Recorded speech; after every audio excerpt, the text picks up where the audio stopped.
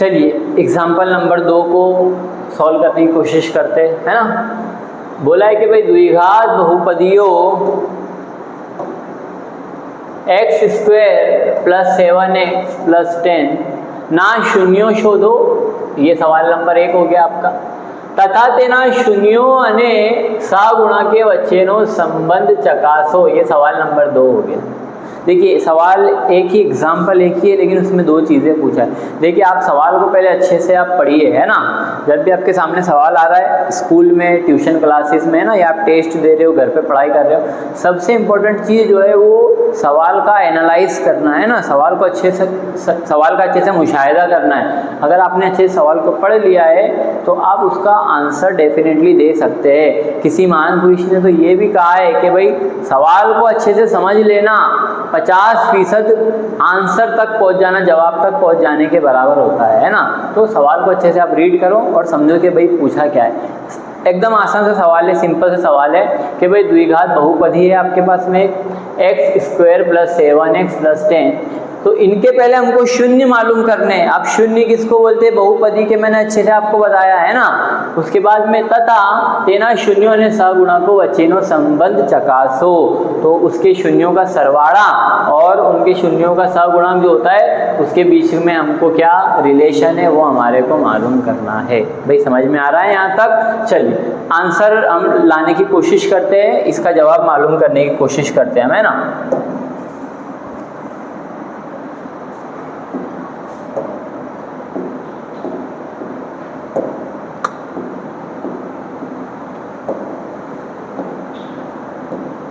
सबसे पहले मैं क्या करूँगा कि बहुपदी लिख दूंगा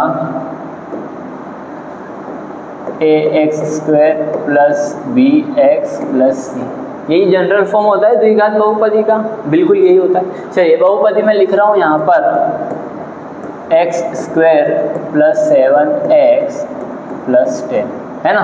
चलिए अब हम सबसे पहले मालूम करेंगे इसके शून्य मालूम करेंगे ना, उसके बाद ही आगे बढ़े। चलिए शून्य मालूम करने का तरीका क्या है, अच्छे से देखिए, मैं अच्छे से एक्सप्लेन करूंगा, आप अच्छे से समझने की कोशिश कीजिए उसे, है ना।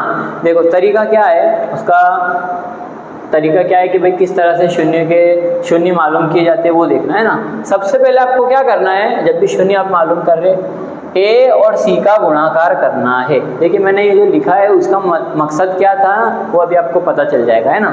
सबसे पहले आपको a और c का गुणाकार करना है ना। तो मैं कर रहा हूँ यहाँ पर a × c, यहाँ पर a × c क्या हो जाएगा, देखिए x² तो है, वो तो चल है ना, वो तो मुतगय्यर है, वो a नहीं है। यहाँ पर कुछ नहीं है x² के साथ में, यानी कि वहाँ पर 1 है ना, आगे भी बताया मैंने। तो मैं एक ही जगह रख दूंगा 1 गुणिया c की जगह पर क्या है 10 दिख रहा है मुझे, बिल्कुल 10 दिख रहा है, तो a × c कितना हो गया 10 हो गया। वही हो गया 10 हो गया, बिल्कुल हो गया 10, है ना। चलिए और थोड़ा सा आगे बढ़ते हैं। अब मुझे क्या करना है वो भी देख लीजिए कि बीच में लिखा हुआ है 7x, है ना। तो अब मुझे इस 7x के ऐसे 2 भागले पाड़ने, बराबर सुनना मैं क्या बोल रहा हूँ, है ना। इस 7x के बीच वाले पद के, बीच वाले रुकन के ऐसे 2 भागले पाड़ने, ऐसे 2 हिस्से करने कि उनका मैं प्लस माइनस करूँ उन दोनों भागलों का, तो मुझे प्लस में मिल जाए, प्लस माइनस में 7x मिल जाए, और उन दोनों का मैं गुणाकार करूँ तो मुझे 10 मिल जाए। देखिए मैंने क्या बोला है, बहुत से बच्चों को समझ में नहीं आया होगा, है ना। फिर से समझिए मैं क्या बोल रहा हूँ। मुझे 7x के ऐसे 2 भागले पाड़ने हैं कि उनका प्लस या माइनस करने पर मुझे 7 मिल जाए और उन दोनों का ही गुणाकार करने पर मुझे 10 मिल जाए। तो देखो मैं 7 को 5 + 2 इस तरह से लिख सकता हूँ क्या, 5 + 2, 2 भागले पड़ गए, प्लस किया तो मैंने 5 + 2 हो गया 7। अब इन दोनों का अगर मैं गुणाकार करूँ तो 10 आएगा क्या, देखो बिल्कुल आ रहा है ना, 5 × 2 = 10। यही बात बोल रहा था मैं कि इस 7 के ऐसे 2 भागले पड़े ने, प्लस या माइनस इसलिए बोला है मैंने कि समटाइम्स हमको माइनस भी करना पड़ता है, आगे आएगा वो क्वेश्चन में बताऊंगा आपको, है ना। तो यहाँ पर प्लस को हम ले रहे हैं ना, तो 7 को मैंने क्या लिखा है 5 + 2 हो गया 7 प्लस करने पर, और इन दोनों का जब मैं मल्टीप्लाई कर रहा हूँ, गुणाकार कर रहा हूँ, तो देखिए 10 आ रहा है, 5 × 2 = 10, 5 × 10 हो रहा है क्या। बस इसी चीज़ को हम यहाँ पर लेंगे, किस तरह से लेंगे वो भी देखिए। मैं इसको x² को एज इट इज लिखूंगा, प्लस 7x। अब मैं इसको लिखूंगा 2x प्लस 5x। आप बोलेंगे सर 5x स्क्वायर नहीं होगा 7x स्क्वायर? नहीं, ये प्लस में नहीं होता है, सिर्फ गुणाकार में होता है ना। हम 8वीं जमात में अलजिब्रा में वैदिक पदावली में सबसे पहला टॉपिक यही था। वैदिक पदावली में सरवाड़ा अलजिब्रा इबारतों की जमा और नफी, वहाँ पर हमने सीखा था कि 2x प्लस 5x, तो ये कितना हो जाएगा? ये हो जाएगा 7x। तो 7x को मैं इस तरह से लिख सकता हूँ प्लस 10 एज इट इज। अगर नहीं समझ में आया तो वीडियो को पीछे कीजिए और दोबारा से देखिए। ये टॉपिक बहुत इंपॉर्टेंट है, ये चीज़ समझना। अगर आपने इतना काम कर लिए उसके बाद तो एकदम हलवे की तरह है उसका जवाब लाना, है ना। चलिए थोड़ा सा आगे बढ़ते। अब इनके बना लीजिए ग्रुप, एक ग्रुप इधर एक ग्रुप इधर, है ना। चलिए क्या कॉमन निकलेगा? तो भाई यहाँ से कॉमन निकल जाएगा x, और कुछ कॉमन निकलेगा x के अलावा? नहीं। क्या बचेगा? यहाँ से एक x बचेगा प्लस यहाँ से 2 बचेगा। बच रहा है नहीं बच रहा है? बिल्कुल बच रहा है। अब यहाँ पर आ जाइए, प्लस है इसलिए प्लस का साइन लगा रहा हूँ। क्या कॉमन है दोनों में? तो भाई यहाँ भी 5 है, यहाँ पर भी 5 है। यहाँ का 5 तो दिख रहा है, यहाँ का 5 नहीं दिख रहा है। 5 दूनी 10 होता है ना। तो इस 10 के अंदर 5 छुपा हुआ है। क्या बचेगा? यहाँ से बचेगा x प्लस यहाँ से बचेगा 2। क्यों 2? 5 दूनी 10। 8वीं जमात में सीखा था हमने, एक पदीना द्विपदी साथे गुणाकार, है ना। एक रुकनी का 2 रुकनी के साथ में गुणाकार, वही तरीका है। देख लिए, कर लीजिए आप। ये हो जाएगा 5x, इसका इसके साथ 5 दूनी 10 हो गया 5x प्लस 10। ये तरीका है भाई समझने के लिए, है ना। तो 5 जो है वो कॉमन निकला, यहाँ से x बचा प्लस के बाद यहाँ से 2 बचा है। अब आपको ये वेरीफाई करना है कि क्या दोनों काउंट्स जो है वो दोनों सेम है। ये सबसे इम्पोर्टेंट चीज़ है इसके अंदर, कि आपके दोनों काउंट्स जो है, दोनों ब्रैकेट जो है वो इक्वल होना चाहिए। इतने इक्वल होने चाहिए कि निशानी का भी फेर नहीं होना चाहिए, चिन्ह भी दोनों के सेम होना चाहिए।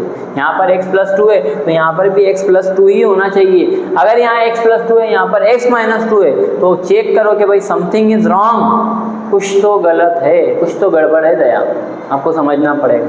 तो क्या आपको वेरीफाई करना है कि भाई दोनों काउंट्स आपके बराबर है या नहीं है ना। देखिए यहाँ पर दोनों काउंट्स बराबर है। चलिए आ गया हमारा आंसर, आ गया। यहाँ पर हो जाएगा x प्लस 2, कॉमन है दोनों, एक मरतबा लिख लिया है। जो काउंट्स के बाहर बचा, इधर से बचा है x, इधर से बचा है प्लस 5, दोनों को एक जगह लिख लिया है। समझ में आ रहा है भाई। अब हम मालूम करेंगे x की वैल्यू। तो देखिए मैं यहाँ बोल सकता हूँ, क्या बोल सकता हूँ यहाँ पर कि x plus 2 is equal to 0, और यहाँ पर बोल सकता हूँ मैं x plus 5 is equal to 0। बोल सकता हूँ ना, बिल्कुल बोल सकता हूँ। ये मैंने क्यों बनाया है अभी आपको पता चल जाएगा ये। चलिए ये x की वैल्यू अगर मैं यहाँ रहने दूँ तो प्लस वाला 2 जो है वो बराबर के उधर जाके -2 हो जाएगा। तो एक x की वैल्यू मुझे क्या मिल गई? x इज इक्वल टू -2, और दूसरे x की वैल्यू क्या मिल गई? x is equal to -5। Very good. कैसे? x को यहीं पर रहने दो, प्लस वाला 2 बराबर के उधर जाएगा तो -2 हो जाएगा ना। x को यहीं पर रहने दो, प्लस वाला 5 उधर जाएगा तो -5 हो जाएगा ना। तो x की 2 वैल्यू मिल गई, और ये 2 शून्य है किसके? इस बहुपदी के, ये वाली बहुपदी के।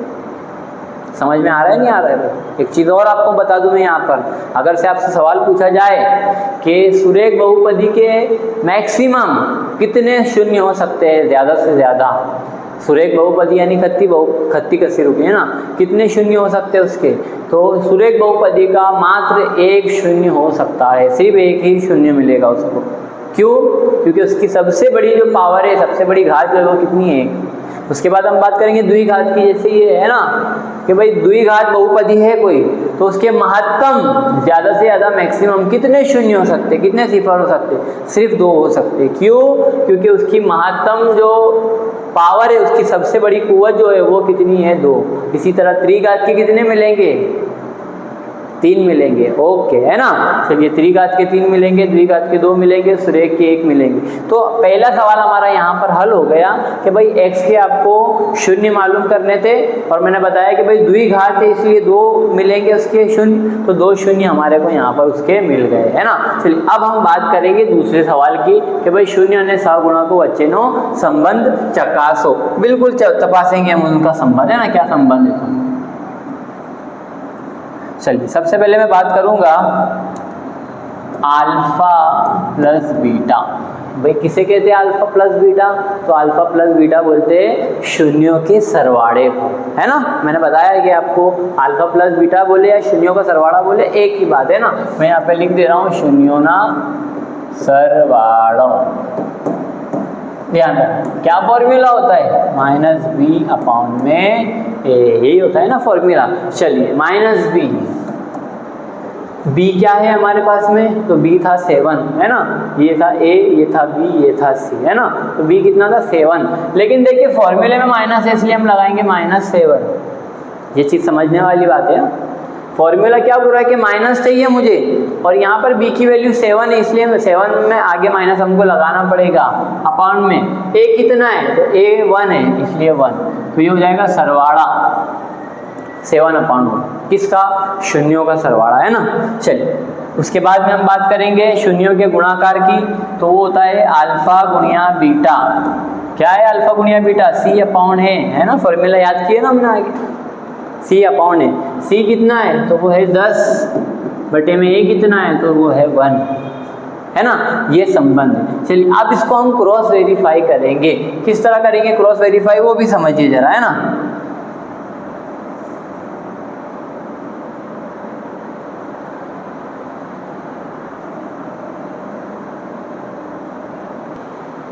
चलिए चलिए चलिए, अभी कमाल वाली बात तो अब होने वाली है ना। चलिए क्या यहाँ पे क्या किया हमने, शून्यों का सरवाड़ा। कहाँ है शून्य, ये रहे शून्य हमारे, -2 और -5। चलिए करिए प्लस करके देखिए उनका, है ना। एक शून्य क्या है आपका, एक है -2 प्लस दूसरा क्या है, वो है -5। चलिए क्या होगा, माइनस माइनस प्लस हो जाएगा, बिल्कुल। तो हो जाएगा प्लस कितना, 5 और 2 कितना होता है 7। बड़ा क्या है, -5 है, 5 क्या है कि माइनस, इसलिए माइनस हो जाएगा, आ रहा है -7। अपॉन में कुछ नहीं है यानी 1 है, हो रहा है। क्रॉस वेरीफाई करने पर सही आ रहा है। आइए गुणाकार भी देखिए, क्या है गुणाकार में, तो शून्यों का गुणाकार, शून्य क्या है, शून्य -2, दूसरा क्या है -5, दोनों का गुणाकार करिए। 5 2 का कितना होता है 10 होता है, माइनस माइनस प्लस, इसलिए चिन्ह आगे प्लस का लगेगा। देखिए 10 आ रहा है, 10 आ रहा है यहाँ पर। तो इस तरह से किया जाता है शून्यों का सरवाड़ा और शून्यों का गुणाकार, है ना। फॉर्मूला -B/A, यहाँ पर C/A। ओके, आइए स्टूडेंट्स उदाहरण 3, मिसाल नंबर 3, है ना। बहुपदी x² - 3 ना शून्यों शोधो અને तेरा शून्यों અને सगुणकों वच्चेनो संबंध चकासो। अभी हमने जो एग्जाम्पल किए उसी तरह की, लेकिन थोड़ी अटपटी है ये, इसे अच्छे से समझना होगा। पहले मैं आपको ये बता दूं कि मेरे पास लिखा हुआ है 3 × 3, ये मेरे पास लिखा हुआ। मैं इसे क्या लिख सकता हूँ, मैं इसे 3 का स्क्वायर लिख सकता हूँ, बिल्कुल लिख सकता हूँ। और इसे मैं 9 भी लिख सकता हूँ, फिर 9 को मैं 3 का स्क्वायर लिख सकता हूँ, बिल्कुल लिख सकता हूँ, है ना। मैं आपको समझाना क्या चाह रहा हूँ वो आप देखिए। 3 और 3 दोनों का मल्टीप्लाई किया है, तो मैं उसको 3 का स्क्वायर लिख सकता हूँ कि नहीं लिख सकता हूँ, बिल्कुल लिख सकता हूँ। उसी तरह याद कीजिए, और अगर से आपको याद नहीं है तो थोड़ा ध्यान दीजिए कि ये जो 3 है, हम इसको √3 गुणिया √3 लिख सकते हैं।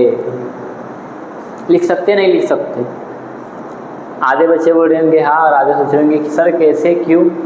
इस √3 को मैं इस तरह लिख सकता हूँ, बिल्कुल समझ में आ गया होगा आप लोगों को, है ना।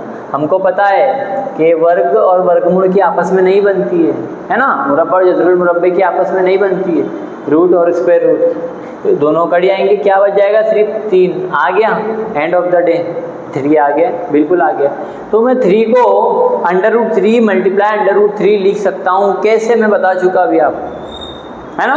तो 3 को हम √3 मल्टीप्लाई √3 लिख सकते हैं। आइए बहुपदी को सॉल्व करते हैं, है ना।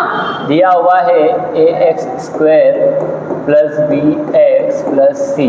चलिए a क्या होगा यहाँ पर, तो a होगा x, b क्या होगा, x के साथ वाला पद है ना, है x के साथ वाला कोई पद, यहाँ पे x है ही नहीं, इसलिए b होगा 0।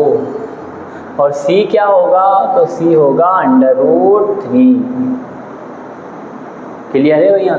चलिए थोड़ा सा आगे बढ़ते हैं ना। चलिए सॉल्व करना है, किस तरह सॉल्व करेंगे, तो यहाँ पर लगेगा एक नित्य सम। कौन सा नित्य सम लगेगा, कौन सा तमाशील लगेगा। 8वीं जमात से पढ़ते आ रहे हैं हम नित्य सम, है ना, मेयारी तमाशीलात, सबक नंबर 8-9 के अंदर हम पढ़ चुके हैं, 8वीं जमात के अंदर, 9th में भी पढ़े हमने। 3 नंबर का एक तमाशील था, एक नित्य सम था, a² - b²। वो होता था a + b और अगले काउंट्स में a - b। आ रहा है यार थोड़ा थोड़ा, ठीक सर। इसका इससे क्या ताल्लुक है बेटा, बिल्कुल ताल्लुक है, ये वाले फॉर्म में भी है हमारे पास में, है ना, x² माइनस आ रहा है बीच में, सर ये तो 3 है, तो हम इसको लिख सकते हैं ना, √3 का स्क्वायर लिख सकते हैं हम इसको, बिल्कुल। तो ये हो जाएगा √3, है ना। चलो, तो ये वाले फॉर्म में दिया हुआ है, ये वाले फॉर्म में बनाना है। अब एक ही जगह पर हम रखेंगे x + b की जगह पर रखेंगे √3, है ना, और यहाँ पर भी x - √3। समझ में आ रहा है नहीं आ रहा है भाई, बिल्कुल। 3 की जगह हम क्या रख रहे हैं, √3, है ना, और उसका स्क्वायर। तो ये वाले फॉर्म में हमको दिया हुआ है, ये वाले फॉर्म में हमने उसको इस तरह से बना दी। बस आपको ध्यान क्या रखना है कि हम 3 की जगह पर 2 बार √3 लिख रहे हैं, ये ध्यान रखना है बस हमारे। कैसे, वो मैं आपको बता चुका ऑलरेडी, है ना। चलिए, अब मैं यहाँ पर बोल सकता हूँ कि x + √3 = 0, और यहाँ बोल सकता हूँ कि भाई x - √3 = 0। चलिए मालूम कीजिए यहाँ पर,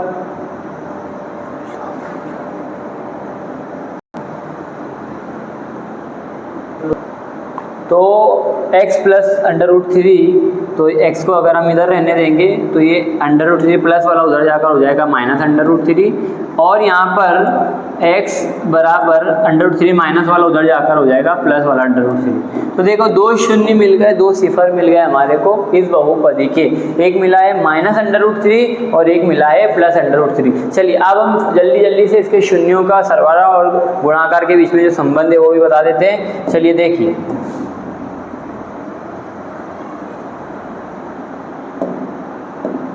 पहले अल्फा + बीटा यानी कि शून्यों का सरवाला क्या होता है, -b/a, है ना। चल, क्या है -b तो शून्य है ना, बटे में a लगाएंगे, a कितना है, तो a1 है, तो ये शून्य होने वाला है एंड ऑफ द डे, है ना, तो 0, ठीक है। चलिए उसके बाद में हम बात करेंगे अल्फा गुणिया बीटा की, ये क्या होता है, गुणाकार, c/a। c कितना था, तो c था -3 और a कितना था 1, तो ये 1, यानी कि ये -3 रहने वाला है। तो शून्यों का सरवाला कितना, देखिए c -3 है ना, इसलिए -3 है ना। चलिए उसके बाद में हम थोड़ा क्रॉस वेरीफाई कर लेते हैं, हम सही बोल रहे हैं या गलत बोल रहे हैं। सरवाला किसका, शून्यों का। एक शून्य क्या है, √-3 वाला, और एक √3 है प्लस वाला, है ना। तो हम बोलेंगे -3 प्लस, क्यों प्लस, क्योंकि सरवाला कर रहे हैं हमें ना शून्यों का, और ये √3, तो ये प्लस वाला और माइनस वाला कट जाएगा, क्या बचेगा, 0। देखिए आ रहा है 0, बिल्कुल आ रहा है ना। चलिए अब गुणाकार भी करेंगे शून्यों का, तो √3 गुणिया माइनस वाला √3, है ना, क्या हो जाएगा, ये हो जाएगा -√3 और इसका स्क्वायर, यही हो जाएगा ना, 2 बार गुणाकार हो जाएगा, और प्लस माइनस माइनस इसलिए माइनस। चलिए ये मुरब्बा और जतरुल मुरब्बा यानी कि वर्ग और वर्गमूल दोनों कट जाएगा, क्या बचेगा, -3, सिर्फ -3 आ रहा है, -3। तो देखिए इस तरह से कितनी आसानी से हमने इस क्वेश्चन को भी हल किया है, सॉल्व किया। चलिए एग्जाम्पल नंबर 4, उदाहरण 4, सवाल दिया हुआ है, જેના શૂન્યોના સરવાળો અને ગુણાકાર અનુક્રમે -3 અને 2 હોય તેવી દ્વિઘાત बहुपदी મેળવો। देखिए पहले हम क्या कर रहे थे, हमको बहुपदी दी गई थी और बोला था कि भाई इसके शून्यों का सरवाला और सगुणक के दरमियान संबंध बताओ, है ना। तो हम ये चीज़ें पहले बता रहे थे। अब हमको आंसर दिया हुआ है, बोला है कि भाई ये सरवाड़ा है और ये जो है ये गुणाकार है। अब आपको एक द्विघात बहुपदी बनानी है ना। वो द्विघात बहुपदी जिसका फॉर्म हो ax² + bx + c, ये फॉर्म में आपको एक बहुपदी लानी है। क्या करेंगे आप, इस तरह से हमको सवाल दिया हुआ है। देखिए मैंने यहाँ पर एक फॉर्मूला लिखा हुआ है, x² - अल्फा प्लस बीटा यानी शून्यों का सरवाड़ा, x प्लस यहाँ पर लिखा है अल्फा गुणिया बीटा यानी कि शून्यों का गुणाकार। ये वाला फॉर्मूला आपको याद रख लेना है इस तरह के सवाल के लिए। और ये भी याद रखिए आपके इस तरह के सवाल आते हैं, डेफिनेटली आएंगे भाई आपको एग्जाम में। स्टैंडर्ड वाले भी तैयारी करिए और बेसिक वाले भी, इस तरह के सवाल आपको आएंगे, है ना। चलिए किस तरह करना है, बहुत आसान सा सवाल है, हल करने की कोशिश करते हैं हम। पहले हमको दिया हुआ है alpha plus beta is equal to दिया हुआ है -3, है ना। और अल्फा प्लस बीटा क्या होता है, वो होता है -b/a, यही होता है। चलिए ये वाला माइनस और ये वाला माइनस प्लस हो जाएगा, बिल्कुल हो जाएगा। तो ये हो जाएगा 3 बटे में कुछ नहीं है यानी कि 1। यहाँ पर 3 जो है वो क्या है, ये है b, और ये 1 जो है वो क्या है, a। भाई समझ रहे नहीं समझ रहे मैं क्या बोलना चाह रहा हूँ, तो स्टॉप कर। चलिए तो ये हो गया -b की जगह 3 और एक ही जगह पर 1, है ना। चलिए उसके बाद में अल्फा गुणिया बीटा क्या होता है, अल्फा गुणिया बीटा c/a होता है। और अल्फा गुणिया बीटा कितना दिया हुआ है हमको, वो दिया हुआ है 2 और बटे में कुछ नहीं यानी कि 1। तो c जो है वो 2 है और 1 जो है वो a है ना। चलिए तो हमको यहाँ से पता चल रहा है कि भाई a जो है वो a, यहाँ पर 1 और यहाँ पर भी 1, तो a बराबर 1 है। b बराबर तो मैंने बताया आपको कि वो 3 है और c बराबर वो है 2। तो ये a b c इनको हम यहाँ पर पुट करेंगे तो हमारा आंसर आ जाएगा, है ना। चलिए इस तरीके से भी देखिए, जो मैंने आपको यहाँ पे फॉर्मूला बताया कि फॉर्मूले में ये चीज़ फिट हो रही है या नहीं हो रही है ना। पहले हम लिखेंगे x² माइनस काउंस में अल्फा प्लस बीटा यानी शून्यों का सरवाड़ा कितना दिया हुआ है, -3, ओके -3। फिर x तो आ गया x plus alpha plus beta, तो ये गुणाकार दिया हुआ है, कितना दिया हुआ है 2, तो ये आ गया 2। चलिए ठीक है, x का स्क्वायर है ना, माइनस माइनस प्लस, तो ये हो जाएगा +3x प्लस 2। ये बन गई है आपकी बहुपदी, यही चाहिए था हमारे को आंसर, x² + 3x + 2। देखिए ये भी आसान तरीका है और इस तरह भी समझने के लिए, है ना। जो बच्चे कंफ्यूज हो जाते हैं फॉर्मूला के अंदर, कितने बच्चे ऐसे होते हैं कि भाई उनको पता होता है कि भाई इस तरह से आंसर आएगा, ये फॉर्मूला है, लेकिन वो वैल्यू पुट करने में गलती करते, तो उनके लिए ये तरीका है ना कि आपको पता चल गया कि भाई ये a है, ये b है, ये c है, तो आप उसकी इसके अंदर वैल्यू आराम से पुट कर सकते हैं। और जो बच्चे फॉर्मूले के ऊपर कर सकते हैं उनके लिए तो 3 ही लाइन का 1 2 3 लाइन में आपका आंसर आ जाएगा। 1 या 2 मार्क्स में ये सवाल डेफिनेटली आपको आएगा भैया। क्या किया हमने, x² माइनस की जगह माइनस, अल्फा प्लस बीटा की जगह पे हमने लिख दिया -3, x प्लस अल्फा गुणिया बीटा उसकी जगह पर हमने रख दिया 2, है ना। ये हो गया minus minus plus, x² + 3x + 2, तो आंसर आ गया हमारा x² + 3x + 2। देखिए इस तरह की बहुपदी बन गई है वो। तो देखिए भाई कितना आसान था कि अगर आपको हासिल जमा और हासिल ज़रब यानी कि शून्यों का सरवाड़ा और शून्यों का गुणाकार दोनों चीज़ें आपको दी हुई है और बोला है कि भाई बहुपदी मालूम करो, तो इस तरह से आप बहुपदी मालूम कर सकते हैं। तो आज हमने इस वीडियो के अंदर पूरा उसका बेसिक सेकंड चैप्टर का बहुपदी का, उसके बाद मिसाल नंबर 2, मिसाल नंबर 3, एक से ही शुरू किया ना, 1 2 3 4 यहाँ तक हमने देखा है। अब अगली वीडियो में इंशाल्लाह हम स्वाध्याय 2.2 जो एक ही अब स्वाध्याय बाकी है, मश्क बाकी है, वो एक ही वीडियो में इंशाल्लाह हम पूरा कवर अप करने की कोशिश करेंगे। और मुझे उम्मीद है कि आपको समझ में आ गया होगा। अगर समझ में नहीं आया है तो आप 2-3 मरतबा वीडियो को देखिए और देखिए इससे आप खुद भी फ़ायदा उठाइए और अपने फ्रेंड्स, आपकी सहेली, आपके दोस्त अहबाब जो भी है उनको भी ज़्यादा से ज़्यादा वीडियो शेयर कीजिए और वो भी अच्छे मार्क्स लाए, ऐसी आप नियत रखिए, है ना। इंशाल्लाह चलिए अगली बार ज़रूर अगली वीडियो के साथ मिलेंगे। खुदा हाफिज़, जय हिंद।